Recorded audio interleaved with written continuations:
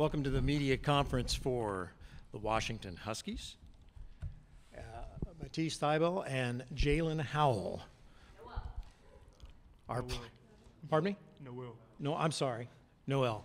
Our guest, and we will have, please, questions that are directly to the players. Don't ask for a group answer, just one or the other, and then, or say, please both comment and then ask one specifically so that our cameras and microphones can keep up with everybody. If you need media coordinates for the satellites, they are one of these sheets of paper, and as soon as I find it, boy, I'm going to share it with you again. Galaxy 17, transponder 20A. Downlink frequency is 12086.5 V. 120 86.5 V. You guys got that memorized? Good? All right. Questions for the players?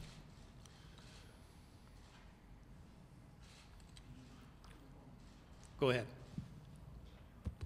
Hersey Allen with the Times. And for T's first and then Jalen, just after taking a look at Sam Merrill, maybe on tape or, you know, sort of as you guys sort of get into Utah State a bit, what jumps out at you about first Sam and then how they run their offense? First thing for me is just firstly how talented he is as a scorer and just how he does it so effortlessly. He's able to put up big numbers, and it's not by forcing things or taking bad shots. He's a great team player, and then also to add on to that, their team as a whole plays really well together. And I mean, it's cool to see, but yeah, they play well together, and they have a great leader in Sam and a great scorer with him as well. Yeah, he really moves the ball very well. He doesn't really force a lot of shots, and that's something that you really need as a leader. And so yeah, he's been having a great year, and he's a really good player, and he's been leading that team very well this whole year. Jacob Myers with the Columbus Dispatch. Matisse, just how have you guys gone about shaking off a loss in the conference tournament and then entering March, where a lot of teams come in really hot? I mean, it's always the next game. You can't win or loss. You can't really dwell on it. So for us, it's just we moved on the second the buzzer went off and we got back on the bus. And I know we're really excited to be here and have this opportunity to play in March Madness. For Matisse and then Jalen, it's been since 2011, I believe, that since Washington's been back to the tournament. You guys were in late elementary school, early middle school, maybe then. Do you, either of you guys have any memory of that? And then your thoughts about being the ones to get Washington back here? Do you remember that? I do not remember that. I was 2011. I was probably 10 years old. Probably somewhere in my backyard, maybe shooting. I don't know what I was doing. You remember? Not at all. I just think for me, and I know for Jalen as well, it's really exciting to be able to bring UW back to this stage, because I know that Husky basketball has been known as being a great program, and they went through a stretch where they were able to get out, play in March Madness for a little while, and it's been too long, and we're just really happy to be able to bring us back. What's your campus experience been like since Sunday? I mean, obviously there's a high level of excitement among the other students who are on campus, and you guys are heroes for at least a few days and hopefully more. It's been cool to just see over the course of the year just how that people have just band together and just been supporting us, whether it's from professors to students to staff members, and it's been really cool to just see how people are getting excited again about our basketball team. Good. Matisse, what's the biggest difference you've seen in Jalen from when he was a freshman coming into this season? What's the biggest development you've seen in his game? That's a tough one. We've talked about it a little bit. When Jalen got to UW, he was just a killer. He knew how to score, and so his freshman year was a lot of that. And you saw it with his first game. Who comes out their college debut and scores 30 points? That's insane. And I think his biggest development is just he's become a greater, a well-rounded player. He thinks the game at a way higher level. He makes everyone around him a lot better now. And just to be able to see how far he's come from that first year, and just 1 year really has been really impressive. Stephen Bailey with the Syracuse Post-Standard. I wanted to ask you guys about Mike Hopkins. What have you seen him do in the last 2 years to start to maybe set his culture with the program? And he just got signed to an extension. Where do you see that development potentially going? Well, first, I would love to say Coach Hopkins has been one of the best coaches I could ever ask for. And, when he comes in and day out, he works very hard on everything. He loves all of us. We love him. And we just love coming in and working hard for him. And, the first year was exciting, and for him to come in, and especially this year, with just the energy he gives us, he brings us all as a team, brings us together even more as a family. That's really one thing he really harps on, is that we're all family, and that's what we all been. Sorry? What's your experience been like with Hop? Maybe projecting forward a little bit, where do you see maybe that culture and the growth continuing to go? It's been good. We were joking about walking in here about how he's a player's coach, and I think that's a huge thing. And I think that going forward is that his ability to build relationships with his guys. And I mean, we've only been with him for 2 years, but the guys who start off with him, to see how their relationships grow going into their 3rd and 4th years, and just being able to use that as a recruiting point going forward, is because we all know that we love him, and it's just becoming more and more known throughout the country that he's a great guy and a better coach. And to the family that he's created at UW has been great, and I know we can't wait to see where it goes from here. Just to follow up quickly, he's obviously coached. Just to follow up quickly, he's got a ton of NCAA tournament experience. What has that messaging been like from him? And when you mentioned him being a player's coach, like from the experience perspective, like how has he messaged to you guys kind of in Columbus? You want one? I'll take it. Either one, both. Yeah, sorry. I think it's exciting to have a coach, and I think more importantly, our coaching staff has a lot of experience in the tournament and has had a lot of success. And being with people who have been here and done it at the highest level, it's pretty special, because none of us players have been able to play at this level. And to have that like comforting force in our coach and our coaching staffs, knowing that they know what it's like, what to expect, is pretty reassuring and like I said, comforting to have. Adam Rittenberg with ESPN for Matisse. Utah State's coach compared you to Deion Sanders and how you cover the court. I'm just wondering, what is it about this defense that's allowed certain things in your game, or just natural things you have to blossom the way it has? These guys. I mean, seriously, like we play a zone, and these guys load up the backside, so I'm able to go and make plays and try and chase the ball around a little bit. And that's huge for me, because just trying to be disruptive, I have to be able to go and get out and gamble sometimes and kind of put our team in some tough situations, and they do an incredible job of having my back. And honestly, they make great plays out of that. So I think for my own personal success, a lot of it had to do with, one, Coach Hop, and then two, just the 4 guys I got on the court who had my back at all times. When you were growing up, is that the style of play you had, or is that something you grew into when your body grew? I actually, when I was young, I used to, whenever my teams would press, they'd throw me in the middle of the zone, and I would just kind of run around and just play like free safety, trying to pick off as many passes as possible. So you really were Deion's. Yeah. Never actually played football. For each of you, what is the absolute goofiest thing Hop has done?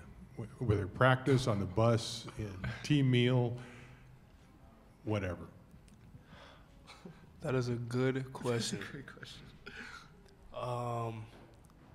There's so many highlights with this man. Feel free to protect your playing time at this point.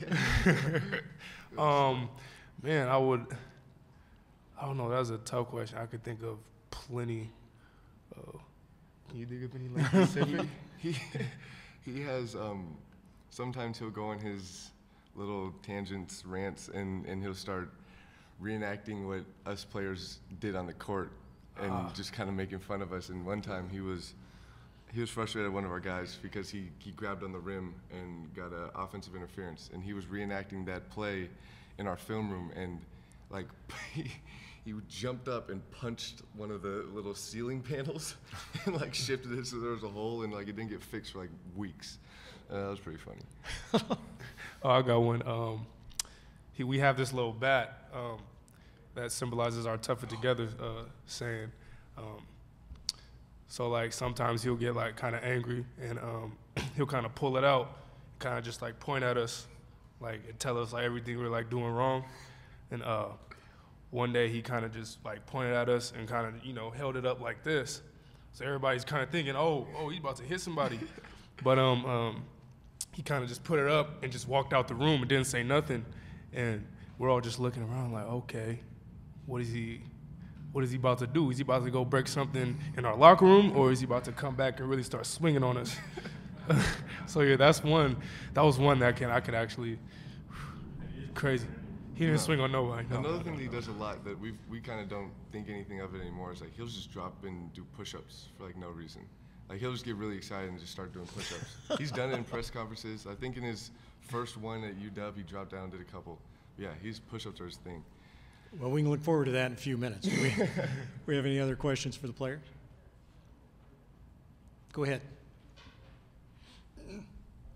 Is there, do you guys think, of anyone, either on your team or on their team, is there an X factor in this game, that maybe somebody who isn't on this podium or, who isn't getting a lot of attention, but could be a big difference in this game? And I could start with Teese and then head to Jalen. I don't know, for us it's we're pretty special in the way that it could be any guy for any game. And we've shown that like throughout the season, it doesn't really matter. We have guys who step up coming off the bench. We have starters who step up, who usually don't score that much. And I think that makes us a pretty special team because it can come from anyone on any night. And then as for Utah State, they have a lot of guys who aren't very well known. And if you look at the numbers, they have some really, really talented guys, and I don't think that a lot of people across the country know much about them, but I know they're going to start hearing about their names come up pretty soon. And I think that us respecting the scout and just being aware of our coverages will help us a lot because they got some firepower that just isn't talked about much. Yeah, well, like T said, we have a team that really has a lot of guys it could be on any given night. So everybody's going to come out and play hard, and that's one thing that we really take pride in. And for the other team, they have a lot of guys as well. They're not as known, but they won the championship for a reason, and they're a really good team. You guys were terrific. Thank you. Thank you. We appreciate it. Coach Hopkins in 2 minutes. Thank you.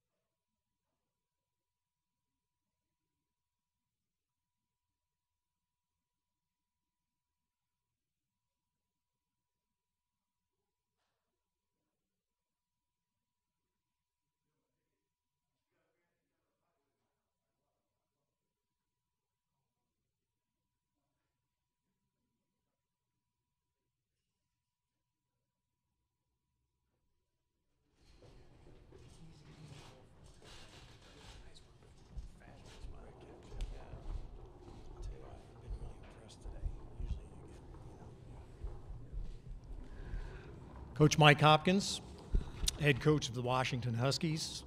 Your thoughts, questions? Coach, let's go ahead and start with a statement about how happy you are to be here. Okay, just so blessed and grateful to have the opportunity to be in the NCAA tournament. The last 2 years have been an incredible journey with our seniors, sticking with the program and really working hard and having a really good year and getting an opportunity to play for a national championship. It's really, really special. It's one of those feelings that not only now, but for the future you want to have for the rest of your life. Matisse and Jalen have mentioned that you've done push-ups at press conferences, so we'll leave that up to you later when we finish up with the questions. Go ahead. Just how important or maybe even awkward was it to get your contract done during the season before the NCAA tournament, maybe to get that out of the way? Was the timing great, or was this kind of where you wanted to do it? For me, it's a simple, I've always believed in surrounding yourself with great people, and I have at the University of Washington. I'm excited to be there for a long time, but this is all about the kids. This is the experience for the kids to have an opportunity to, hopefully finish out what has been a successful season. It's not about me, never has been, and next question. Nice. Do you think this, though, sends some type of a message as to the school's commitment to you and then your commitment to the school? Like I said, surround yourself with great people, and I'm with an incredible university, and I love the kids that I coach, and just really blessed and lucky to be there, be the head coach. Hi, Mike. Mitch Stacy from the Associated Press. It's been 8 years, I believe, since Washington's been to the tournament. Can you talk about what that means to you and your players to be the ones to bring the team back here, and how important that was when you were back on campus and that sort of thing? Well, I think, I really believe in the score takes care of itself. And what does that mean? It means, you surround yourself with great people. I got an incredible staff, and you just try to get better every day. And, you never know. People had asked me, are you, is the speed of where you're at right now, does that matter? Did you think it would be this fast? And to be honest with you, you just focus on how we're going to get better. And so to see these guys grow, especially the seniors and our young guys, and to keep getting better and to keep getting better. You never think about it was 8 years in the NCAA tournament. Your goal is to get an opportunity to play in the NCAA tournament, because your ultimate goal is a chance to win a national championship. That's what March Madness is all about. And so for me, to have been a part of a whole group, to get them to get that opportunity and to feel that is really, really special. Go ahead. Mike, you've been to 18 tournaments, I think, as an assistant coach. Yeah. Is it different as the head coach finally, especially since you were going to be the coach designate at Syracuse? I don't think it's different. The feeling is here. A lot of the players, Cam Dollar was a national champion at UCLA. Dave Rice was a national champion at UNLV, so our staff has experienced it. And what you're trying to do is lead these young men to understanding what it takes to have a chance to be successful and to have a chance to be in this tournament. And, to see them walk in that locker room and seeing Washington and seeing their name tag and watching the tournament today, which I think today and tomorrow are the greatest days in sport. Yeah. And to be a part of that, it's special. The one thing I've learned about being successful in the tournament is it's special, it's great, but nothing changes. We talked about don't eat the cheese. It's about focusing in, and there's one truth. To win a game, you got to go out and you got to execute your game plan. You got to do it together. And when we've done that, we've been a successful team this season. Stephen Bailey with the Syracuse Post-Standard. I'm curious, has there been any kind of messaging with people from Syracuse, with Jim, and if so, what have those interactions kind of been like? And any thought you might have matched up with them going into this? You know what? Obviously, Syracuse raised me. It was a huge part of my life. I know Coach Boeheim as well, I think, as anybody in the business, and I know he's proud watching. But I also know he's preparing his team just like we are. And I'm sure, after the season, we'll get together and review the season and try to get better. But not a lot of communication other than I know he's rooting for us and I know we're rooting for them. Sean Harrison with the Herald Journal. Just curious about how much you know about Utah State and maybe some of the concerns you have facing Utah State. Well, I think a lot of concerns. They're a heck of a team. Sam Merrill is one of the best players that nobody knows about in the country. You're talking about a guy who's got double the assists of anybody on their team, and he's the combo guard. You're talking about a guy who averages over 20 points a game. I mean, he goes to the foul line. He's a great shooter. But not only that, if he's not open, he shares it. And there's not too many players like that in the country. Neemias Queta, you know, a guy almost averages close to a double-double and, you know, averages 3 shot blocks a game. I remember hearing about him in the middle of the year. They were talking about this great center at Utah State. Where'd he come from? Who recruited him? Who did this? And obviously Craig Smith. He's done a tremendous job. That league is very, very good. And to be able to win the way that they did is a credit to them. And it's going to be a heck of a challenge. And they pose a lot of challenges. Is there an additional challenge for you being so west and coming into the Midwest from just a time adjustment? No. I think these kids, they go to bed late. They've been studying. We've had finals. These guys, just to have the opportunity to be here and to play in such an incredible tournament and to play against the best competition in the country, that's what you're trying to do, and we have that opportunity. Nice.